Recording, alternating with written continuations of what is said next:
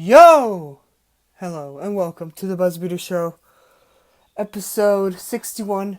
My name is David Jones, and I want to apologize. So, last week I didn't bring out a podcast because where I wasn't able to upload something. I didn't bring my computer with me. So, I'm back home again, but I wasn't able to upload the episode. So I'm gonna do a double header, 60 and 61 on the same day. So yeah. So the Knicks lost against the Hawks. I mean, I was sort of disappointed, just because Randall could have done way more. All of these players could have done way more. They could have put in so much more effort and work. I mean, they were trying, but they weren't hitting their shots, and they were like scared and nervous on being like such a big stage the first time ever. And also like an MSG, like that has to be hell. But I thought like after like 2 games they would get it in, but no, it didn't really happen. I mean, the last 2 games Randall was good, but he wasn't Randall, like great Randall. He was like, oh yeah, I'm gonna be the not even he was better than Lakers Randall, that's for sure. But he just looked out of it. Like he was just not feeling the the choices that he made, like some shot, he couldn't hit his fadeaway out of bounds shot that he usually takes. And for me that was really weird, just because he usually is the type of guy who is tough enough and is not scared of anybody who comes his way. And then all of a sudden there are the Hawks that are just out of nowhere are just destroying them and giving the biggest trash talk I've ever seen to these Knicks. Like, oh my god, like they applaud the players, like the fans applaud like this at the end of game 5 to like say that although they lost the playoffs and they weren't that really, didn't really fulfill expectations, they were still happy. I mean, you have to consider. sorry. You have to consider. They were established to only win 20 games. And it turned out they won actually 40 games and made the playoffs. And no, except for my cousin, but that's just yeah. So nobody except for nobody expected them to do anything in these playoffs. They were like, Randall, nah, bro, we don't need Randall. He's overrated. He's just makes the team look bad. I mean, he didn't, like, this was an explosion year for Randall, and still, although they didn't really make it as far in the playoffs, you still have to give them credit, you know, and you have to give them credit where credit is due. And that's what the fans did. But then Trae Young just they clapped, and then Trae Young did like he congratulated himself by just what do you call it?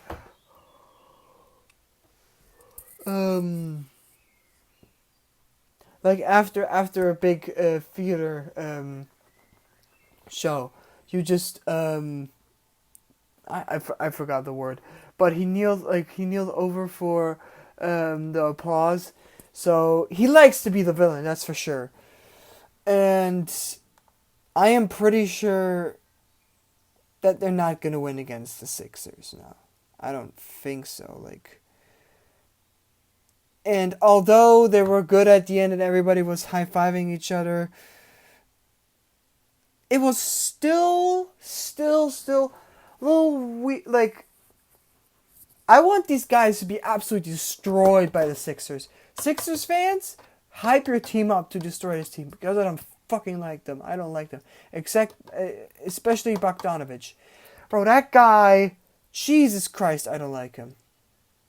Or Valanciunas, his haircut. Oh my God, bro, what is that? I don't get what it is. He's just like it looks like a bad, what do you call it? A bad,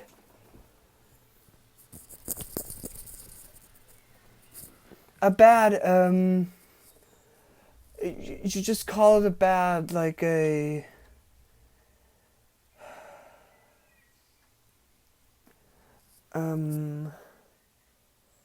what's the name? I'm sorry, I just, somebody just came in the room. Wait, sorry. But let me check this. Hair. I forgot the name. Haircuts. Image. Wait.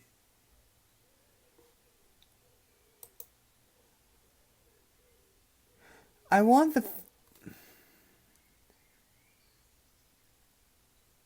Not a mullet, but a mohawk, right? A mohawk. That was the name. A mohawk. Really bad. No, I don't... Like, just because also, like, Bogdanovich is the guy, the typical white guy that's just in the corner and shoots. And he I don't know if he can create his own shots, but he always gets the right pass to shoot, because he shoots really fast. So, the off season. Elfrid Payton has to go. He just has to go, bro. Who else? Burks, he's a really streaky shooter. I mean, the core guys that could stay are Randall, Rose, Barrett for sure too. Obi Toppin, quickly.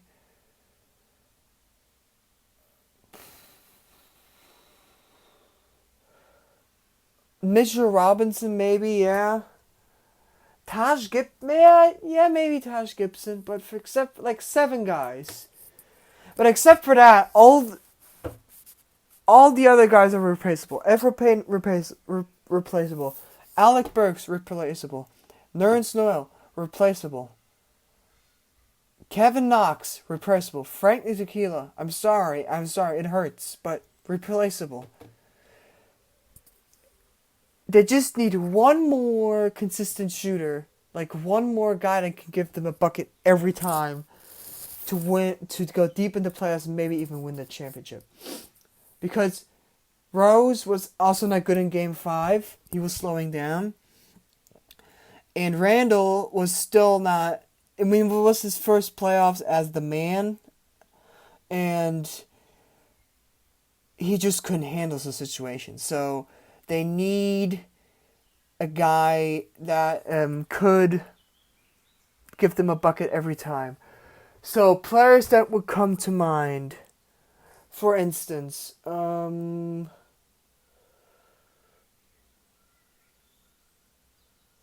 Steph Curry wants to stay in Golden State. I don't even know if he actually wants to go to I mean,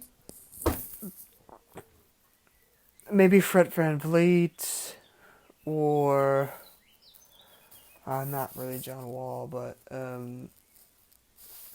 just like guys that can always hit. The Knicks have cap space. They have massive cap space to do this. So, I don't know which players, but they have enough room to do that. Okay. Clippers. They came back from a 2-0. They came back from 2-0. That's incredible. Then they lost again? Like, bro, come on, bro. What are we all doing here, bro? These are not the Clippers are, the Mavs are a respectable team, but they don't have a real core. They have the streakiest shooter ever in Kristaps Porzingis. He can't. Sometimes he's off, sometimes he's hot, sometimes he's both. I don't get what's up with this dude, bro. But he has to decide what he wants to do. What he wants to do. Maybe just I'm just hating on him because I'm a Knicks fan. That's probably the truth, but he has to decide what to do, bro. I'm not just saying this because I'm a Knicks fan, just because the Mavs need to, if they want to have like a deep playoff run, they need to do that. And I mean, Kawhi has been great this entire series, but still, oh my God, the support, Patrick Beverley, Jesus Christ, they put Luka on Patrick Beverley. Oh hell no, that in that point you can see that he's an overrated defender, bro. Luka Doncic screamed at him, he's too fucking little. That's what he screamed the entire fucking court. Like, I don't know what... He had some flashy moments, like injuring Westbrook or knocking away LeBron's game winner. But then he always had his bad moments, like getting an and one, like forcing an and one three-pointer against James Harden with Paul George on the same time on defense. That was not good, bro. That was not good at all. It's not... Yeah, I mean... It's I don't know. I don't know who's going to win this series, but if the Mavs win, it's going to be embarrassing for the Clippers. So, the Heat got swept. And Jimmy Butler was absolutely abysmal. So, he had a field goal percentage from 27.9. So, what do you do as the Miami Heat? Either you build around the young core, like Tyler Hero, Bam Adebayo. Not necessarily super overrated, but they were overhyped, I would say. They weren't overrated. Maybe Tyler Hero a little in the playoffs.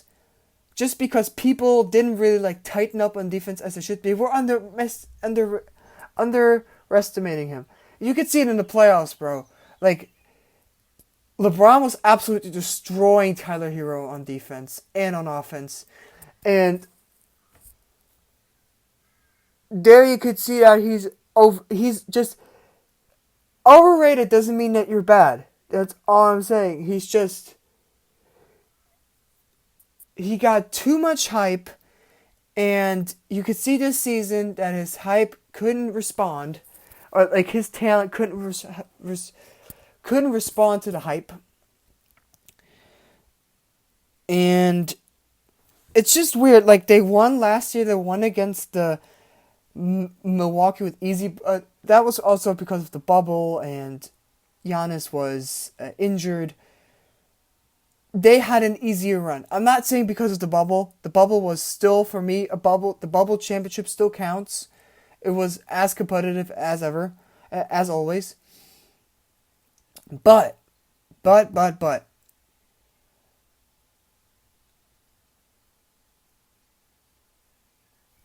The Heat had like a fairy tale run to the playoffs. In the playoffs.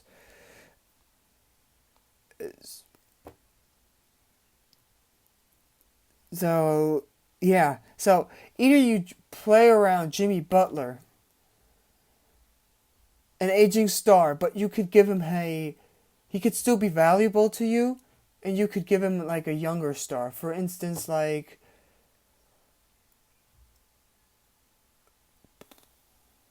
who's going to be free agent?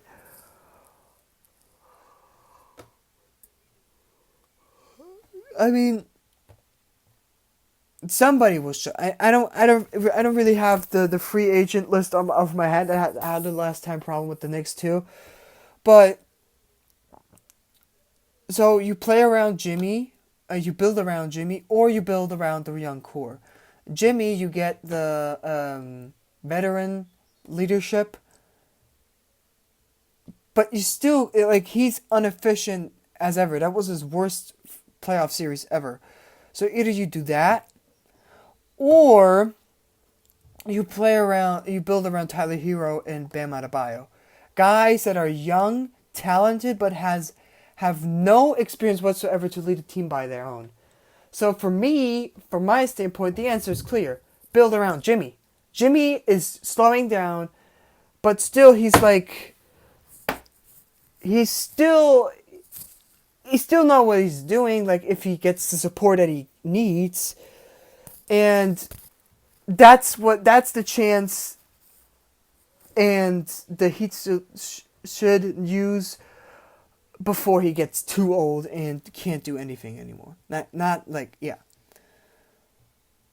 So that's my opinion to the Heat. So the Lakers lost against the Suns. It's not looking good in Lakerville right now. I'm telling y'all, bro, it's not looking good in Lakerville. Those guys are completely injury prone. They hadn't had a chance this season to play with each other, and it was just weird that AD was a entire time on the 4th spot and not on the 5th spot. AD is a center. He is a center. An undersized center, but he is a center. And then Andre Drummond got those minutes for center. That makes absolutely no sense. And I know he was injured, but still, it makes absolutely no sense for me that AD has to take the 4th spot. And Andre Drummond, a clearly worse player than, who just brings up empty stats. Like, empty stats means like high stats, but they don't really mean anything to the team, and they don't really bring the team to a better place. Higher stats, empty stats, but he's still, AD is the clearly better player for those spots. I don't get why they didn't play him in the 5th spot when he was not injured. And, bro, LeBron, I don't know what's up with LeBron, bro. He already said he's not 100%. I thought he was just trying to confuse the competition, but maybe he was for real, bro. Maybe he's really not 100% right now.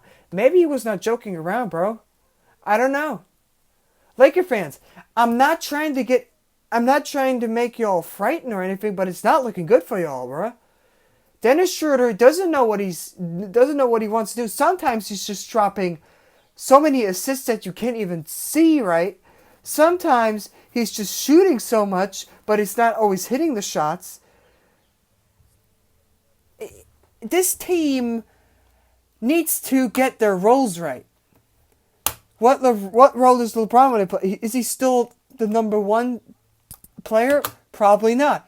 AD should be that. What is Dennis Schroeder? Is he number 3? Is he number 4? Is he behind Kyle Kuzma, or is he before? Frank Vogel just had to make a better lineup than that for AD. They should have brought in Kuzma instead of So wait, let me get this clear. So Kuzma has had 0 points in the first 2 games, but still, AD and Kuzma have played more with each other. So I would have put Kuzma on the 4th spot and AD on the 5th spot.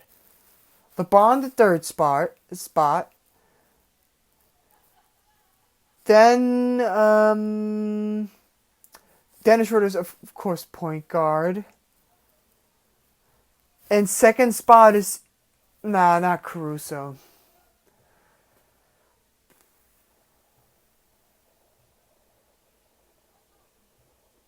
Wait, I'm thinking. I just don't get what they did. Like, it happened, they lost. It's tough for them. Right now, I'm rooting for Milwaukee to win this because I think Milwaukee could have a chance against the Nets. Going to talk about that next podcast. But still, the Lakers need to find out what their roles are. Are they still going to be a championship team or are they not? They just have to find this out in the offseason. They have plenty of time to do that. Absolutely no rush. It's just, yeah. We'll see what's going to happen.